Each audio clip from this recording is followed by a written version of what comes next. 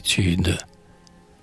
Sous la treille, à midi, pendant que la maison repose et que les blés, jusqu'à l'horizon, sous ce vent frais et doux qui chaque jour s'élève, roulent comme des flots attirés par la grève. L'un près de l'autre assis, tous deux gardent le seuil, tous deux, l'aimable enfant, au front pur, au bel œil, garçon qui sur sa joue a des teintes vermeilles, et le grand chien de chasse aux pendantes oreilles. Un livre est sous leurs yeux, un volume latin, que le maître à l'enfant confia ce matin.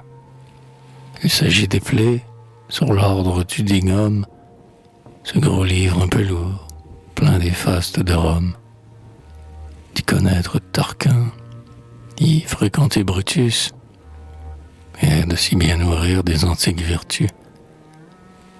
Ah, l'enfant, dans cet ordre a glacé le sourire, lit tout bas, et le chien lui-même semble lire. L'écolier, par moments, relève un peu le front. L'étude a bien son prix, mais en rien l'interrompt.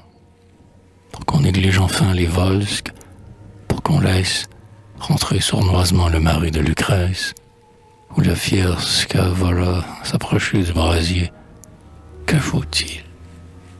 Qu'un oiseau chante dans le rosier, qu'un papillon, dont l'aile au hasard se gouverne, vienne poser son vol sur un brin de luzerne.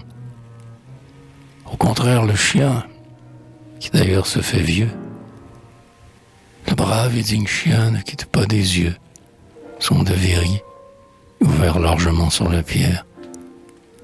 Son air immobile, couplé de sa poussière, on dirait qu'à défaut de l'indolent garçon, il veut au moins qu'un autre apprenne la leçon. À la fin, cependant, pris de fatigue, il bâille.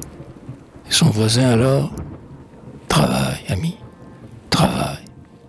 Quiconque est paresseux ne saura jamais rien. » Si je te parle ainsi, d'ailleurs, c'est pour ton bien, car du livre en dormant qu'on parcourt feuille à feuille, Dieu sait tout le profit que, plus tard, on recueille.